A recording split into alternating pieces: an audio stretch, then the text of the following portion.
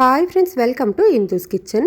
இன்றைக்கி நம்மளோட கிச்சனில் ஒரு சூப்பரான ஹேர் க்ரோத் ஆயில் பார்க்கலாம். இந்த ஆயில் நீங்கள் ரெகுலராக யூஸ் பண்ணிட்டு வரும்போது ஹேர் ஃபால் வந்து கொஞ்சம் கொஞ்சமாக கம்ப்ளீட்டாக ஸ்டாப் ஆகும். முடி நல்லா அடர்த்தியாக நீளமாக வளரும். ட்ரை பண்ணுங்கள். இதை செய்கிறதுக்காக ஃபர்ஸ்ட் ஒரு மிக்ஸி ஜாரில் 2 டேபிள் ஸ்பூன் வெந்தயம் சேர்த்து தண்ணி எதுவுமே சேர்க்காமல் அரைச்சி எடுத்துக்கணும். இப்போ பாருங்கள், இந்த மாதிரி அரைச்சிருக்கணும். இப்போ இது கூடவே 2 கைப்பிடி அளவு கருவேப்பிலை சேர்த்துக்கலாம்.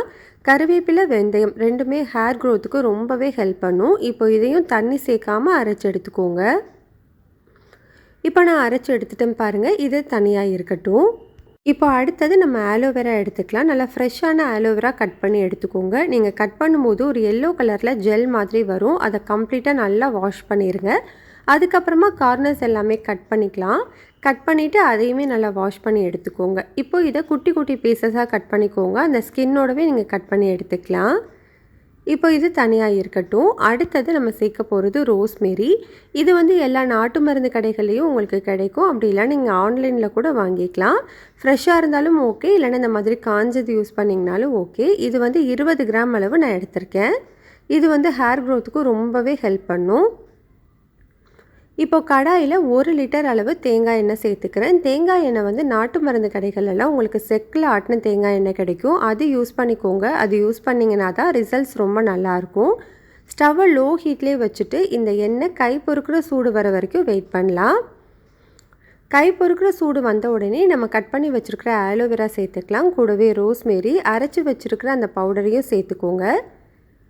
சேர்த்து ஃபஸ்ட்டு ஒரு முறை மிக்ஸ் பண்ணி விட்டுக்கலாம். இந்த ஆயில் நம்ம செஞ்சு முடிக்கிற வரைக்குமே லோ ஹீட்லேயே தான் வச்சுக்கணும். மீடியம் ஹீட்டுக்கு கூட மாற்றக்கூடாது. இப்போ அதை நல்லா மிக்ஸ் பண்ணதுக்கப்புறமா இதில் கொஞ்சமாக நம்ம வெட்டிவேர் சேர்த்துக்கலாம். வெட்டிவேர் வந்து ஹேர் க்ரோத்துக்கு ரொம்பவே ஹெல்ப் பண்ணும். அது மட்டும் இல்லை, ஆயில் நல்ல வாசமாக இருக்கிறதுக்கும் ஹெல்ப் பண்ணும்.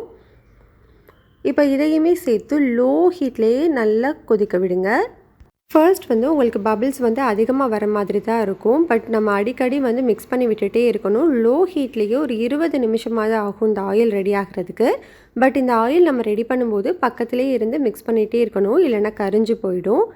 லோ ஹீட்லேயே வச்சு நல்லா கலந்து கொடுத்துட்டே இருங்க. கிட்டத்தட்ட ஒரு 15-20 நிமிஷத்துக்கு அப்புறமா பாருங்கள், நம்மளுக்கு ஆயிலோட அந்த பபிள்ஸ் எல்லாமே கம்ப்ளீட்டாக அடங்கிடுச்சு. ஆயில் வந்து உங்களுக்கு நல்லாவே தெளிவாக தெரியுது பாருங்கள். இந்த மாதிரி நல்லா க்ரீன் கலரில் இருக்கும், டார்க் க்ரீன் கலரில். இந்த மாதிரி இருக்கும்போது நம்ம ஸ்டவ் ஆஃப் பண்ணிடணும். இப்போ இதை கம்ப்ளீட்டாக ஆற வச்சிடலாம். இது இப்போ கம்ப்ளீட்டாக ஆறிடுச்சு. நல்லா ஆறினதுக்கப்புறமா இதை நம்ம ஃபில்ட்ரு பண்ணி எடுத்துக்கலாம். நீங்கள் ஃபில்ட்ரு பண்ணுற இந்த ஆயிலை நீங்கள் வந்து 3 மந்த்ஸ் வரைக்குமே ஏர்டைட் பாக்ஸில் போட்டு ஸ்டோர் பண்ணி வச்சுக்கலாம். கெட்டு போகாது. நீங்கள் ரெகுலராக ஆயில் நம்ம டெய்லி யூஸ் பண்ணுவோம் இல்லையா, அதே மாதிரியும் நீங்கள் யூஸ் பண்ணலாம்.